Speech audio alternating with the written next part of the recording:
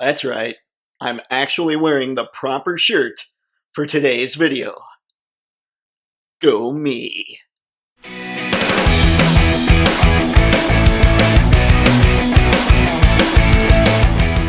Well, hello there everybody, I'm Photo Dave, and this is Toypixx, a channel dedicated to helping you and helping me get a whole lot better at our action figure photography. So if that sounds cool to you, go ahead and click subscribe while I describe what's going on in this video. For today's video, my Star Wars collection. Not much explanation there. So, let's get to it. Now, when we're really talking about what I consider my main Star Wars collection proper, I don't think so much about these guys, but let's face it, I'm a Yoda nerd. So for a long time, I was picking up pretty much anything Yoda. So I figured I'd show some of those off, starting from the bottom. I don't even know what versions these are. I can't tell you much about them. I can just tell you, like, check that dude. I think Force Unleashed, I think that's right. That guy's awesome. Always thought he was cool. But then we just keep going up. And we have more Yodas. And I was that way with Wolverine too. I might talk about Wolverines for a while at some point too. But it was kind of just, if a Yoda something came out, I would pick it up. Because I needed the Yoda somethings. So yeah, there's more of that. Ooh, look at that. I think that might be Yoda soap or shampoo or something. Who knows? Alright. Then we have a whole lot more. Love the little green dude. One of the smartest, coolest figures out there. Characters in the Star Wars universe. I'm not gonna lie, I was insanely stoked to see a new Yoda kind of character when it came to the Mandalorian and Grogu. I was like, yes! And now I'm very scared of what's going to happen with the backstory. I kind of hope he's just one-off. I don't want him to be Yoda's kid and all that stuff, but who knows what they're going to do. I just hope he was another alien from Yoda's planet that they thought, wow, this guy's really Force-sensitive. We should check him out. But anyway, let's see here. Yep, Pez dispensers, that's right. We have a Force Ghost to the left. Let's see, I can't remember where that little glow-in-the-dark Yoda came from down there. Little pewter Yoda. Even a Yoda card hanging out in the back there. And then we get to the top. We have a Lego Yoda. That's right. Then we have this huge boy. I don't remember much about him. We have some of these that I just figured I couldn't fit and make look okay. Then we've got this guy. I don't even remember what line that was. Little stuffed animal Yoda, a much larger Pez dispenser, and something that I can't even tell you. It looks kind of like John Lovitz. And then a Yoda cup. So yeah, there's a lot of Star Wars stuff going on, but like I said, these are just things that I picked up along the way for several years, and I don't really think of them when I think of my main Star Wars collection, so let's get to that now. And here we go! My Star Wars collection, definitely not the biggest out there. One thing I will say is if somebody didn't know what Star Wars was and they saw my collection, they would assume there's a human every once in a while, a whole lot of armor characters, and a few green aliens. So, let's start from the left, shall we? Not too hard to do this. These are the Mandalorian Stormtroopers. There are 8 of them. So, yeah. I find that they're pretty awesome figures. I got them pretty much at cost, so I was geeked about that.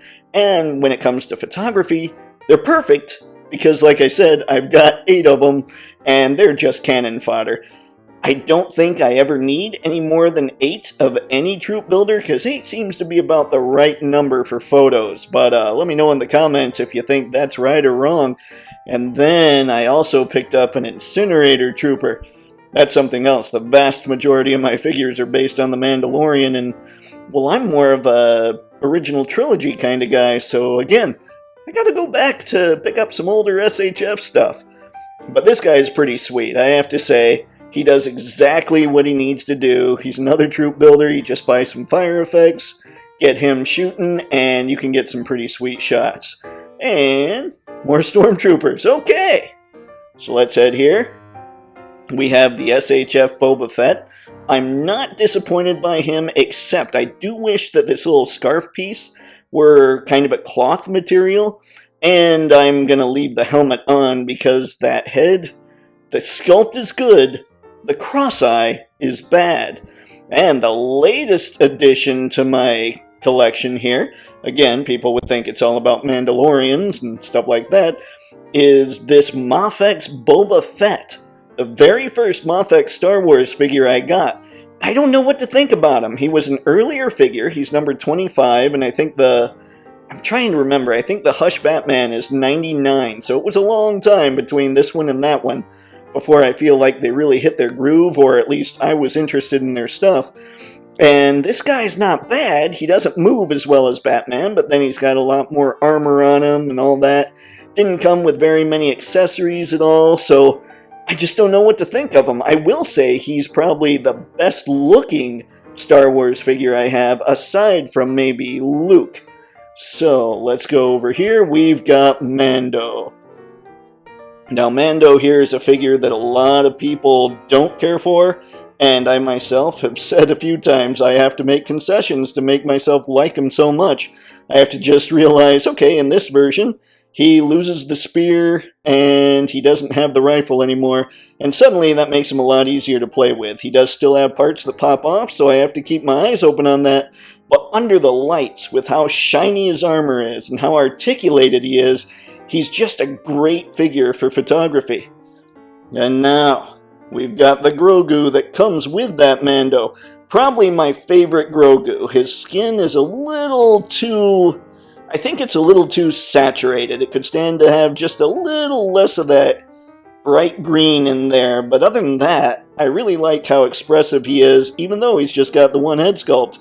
Now, we've got one of my absolute favorite characters, as you saw from the earlier shots there. But we have Yoda. This is the Black Series Yoda that came with the Dagobah Luke Skywalker.